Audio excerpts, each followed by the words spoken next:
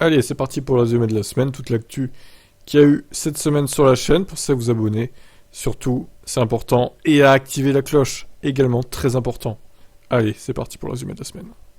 Les 5 actus de la journée du 27 février 2023. Sa Tesla Model S flambant neuve détruite après seulement 3 heures de roulage. Lui, il doit être très très énervé. Audi perd son procès contre NIO pour l'utilisation des noms ES en Europe. Ce qui veut dire qu'ils pourront utiliser les noms ES en Europe, hormis en Allemagne, du coup, où ça reste interdit. Nissan veut mettre les bouchées doubles sur l'électrique et revoit ses objectifs à la hausse. Unity ouvre une énorme station de recharge sur l'autoroute A7. Là, on parle quand même de 32 bornes, 16 x 2, c'est-à-dire il y a une station à l'aller et une station dans le sens retour. Voilà, en gros. Donc c'est juste énorme, quoi. Et enfin, dernière actu du jour, la région Normandie veut sauver Opium et leur prête 2 millions d'euros à taux zéro, s'il vous plaît. Alors, est-ce que ça les remettra à flot? C'est le but, en tout cas. On verra. À demain pour la suite, je vous laisse vous abonner. Les 6 actus du 28 février 2023, Lotus Electre, les derniers essais du tank électrique avec une étrange affiche à l'arrière. Alors, apparemment, vous avez dit dans les commentaires, c'est un disclaimer comme quoi ils sont en train de filmer la voie publique, en gros. Selon cette étude, les femmes boudraient les voitures électriques. Donc, bon, ça concerne une étude aux États-Unis. Donc, peut-être que les femmes européennes préfèrent les VE que les femmes américaines, je sais pas. À prendre avec des pincettes. Tesla n'y arrive plus sur la conduite autonome, le déploiement du FSD bêta suspendu. Le temps qui règle leurs soucis. Compliqué, hein. On a l'impression que ça stagne un peu chez Tesla, la conduite autonome quand même. Adaptateur CCS pour Tesla, une mise à niveau à prix salé. Ensuite, le modèle Y, ça y est, ils ont passé la barre à Berlin des 4000 véhicules produits en une semaine. Donc ça va faire que monter en puissance dans cette usine de toute façon. Et enfin, dernière actu du jour, la date donc et l'heure du Tesla Investor Day qui aura lieu ce mercredi à 22h heure française. Ben, je serai en live. Pour l'occasion, vu que c'est pas trop tard, écoutez, on va en profiter pour faire un petit live. Donc sur cette chaîne en live, puis sur Twitch en simultané du coup. Vous avez tous les liens en description, comme d'habitude. À demain pour la suite. Pensez à vous abonner. Les 5 actus VE du 1er mars 2023 sur la chaîne. Les constructeurs allemands en sueur. La Deutsche Bahn choisit NIO pour ses navettes autonomes. Donc ça prouve bien que les Européens sont complètement largués. Et c'est pas en me sortant les chiffres de vente des Européens en commentaire, tu te reconnaîtras que ça va me faire changer d'avis. Le troll de base, n'est-ce pas? Volkswagen dévoile enfin son ID3 restylé. Il était temps. Le plastique moche sous le pare-brise a dégagé. Bravo, il vous a fallu du temps pour vous en rendre compte. Hyundai pourrait-elle produire la N-Vision 74 hydrogène? Eh bien pourquoi pas. Toyota disséquer un modèle Y, une véritable œuvre d'art selon eux. Oh là là, Toyota qui fait des éloges à Tesla, où va le monde? Incroyable, Tesla modèle Y, projet Juniper vers un restylage dès 2024. Du modèle Y déjà.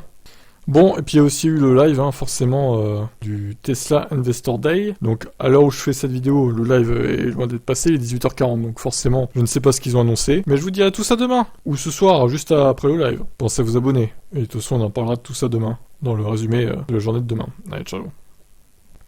Les 6 actus du jour. Plus le live, évidemment, qui a duré 3h15 sur le Investor Day. Tesla. J'ai répondu à vos commentaires, c'était assez partagé, certains disaient non mais la conférence ne servait pas à présenter la modèle 2, vous dites n'importe quoi, etc. Et les autres étaient très déçus comme moi. Donc voilà. Il y avait quand même pas mal de choses à retenir, mine de rien, si on enlève le blabla interminable. Renault supprime la batterie de 40 kWh du catalogue de sa Mégane E-Tech. Donc il n'y aura plus que la 60 du coup. En même temps ça représentait 20% seulement des ventes, c'est compréhensible. Elon Road. Un concept de recharge sans fil en roulant pour voiture électrique très prometteur. Alors le nom Elon Road, ça me fait rire, je sais pas si c'est par rapport à Musk, mais bon. Le nouveau Kona, alors il sera présenté dans quelques jours apparemment officiellement, donc j'ai hâte de voir, mais bon, d'après ce que j'ai pu voir là, ça me botte pas trop, pour être honnête, bof. Bon après il y aura peut-être des caractéristiques incroyables, qui sait. Et enfin, le chiffre de vente des VE en France en 2023, le mois de février, analysé donc. La Spring arrive en tête. À demain pour la suite. Abonnez-vous.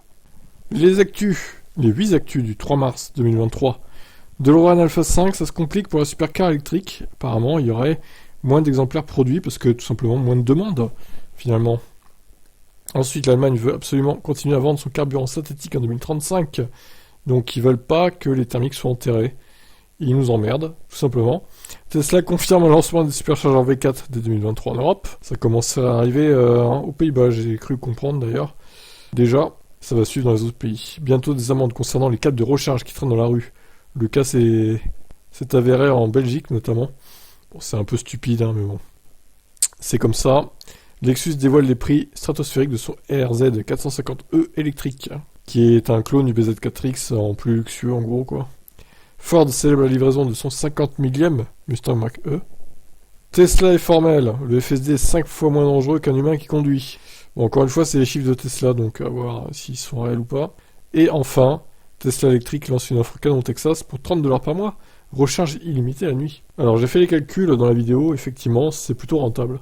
Donc une bonne affaire. À voir si un jour ça sera proposé en France, du coup, ça pourrait être pas mal. Allez, je vous laisse commenter et à demain pour la suite.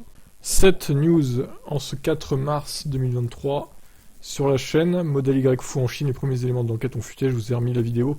Pour ceux qui ne l'avaient pas vu, c'est quand même incroyable hein, ce qui s'est passé. J'ai toujours pas d'explication et je pense que l'enquête elle va vraiment durer longtemps.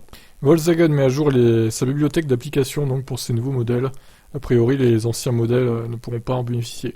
Cette idée est formelle, une citadine thermique polluera moins qu'un énorme SUV électrique. Bon, ça on s'en doute, hein, forcément, si c'est un SUV de 3 tonnes vs une citadine de moins d'une tonne, même si elle est thermique, voilà quoi, mais c'est dit. Hein.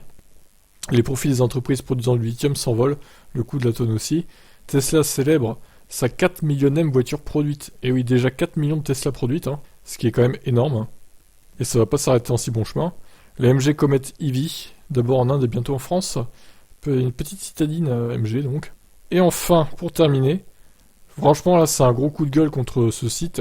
Des journalistes qui font croire qu'il faut 13 recharges nécessaires pour faire à 1400 km en Niro électrique, ou quelle que soit la voiture électrique d'ailleurs, à moins qu'elle ait 100 km d'autonomie ou 150, tu fais pas 13 recharges. C'est du délire. Avec la Ion, ok, pour le coup, je serais obligé moi de faire voire même 15 ou 16. Mais pas avec un Niro quoi. Merde. Faut arrêter la désinformation quand même, hein, au bout d'un moment. Je vous laisse commenter. Les 6 actus de ce dimanche 5 mars. Un Rivian RNT vient à la rescousse d'un semi-remorque. Alors, coup de com' de Rivian ou pas, du coup? On peut se poser la question. Tesla officialise Giga Mexico qui produira le next-gen véhicule. Ford dépose un brevet très surprenant pour stopper les impayés. Bon alors après, est-ce que ça sera utilisé vraiment dans les voitures? Ça reste à voir. Renault, futur leader de la batterie sodium-ion.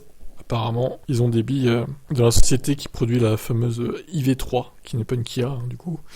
Tesla, la recharge bidirectionnelle activée d'ici 2 ans. Elon Musk n'a pas l'air très chaud pour l'idée. Bon alors Musk, allez bouge-toi Elon. Et enfin, le Mississippi devient l'ennemi juré de la voiture électrique. Le pire était des États-Unis.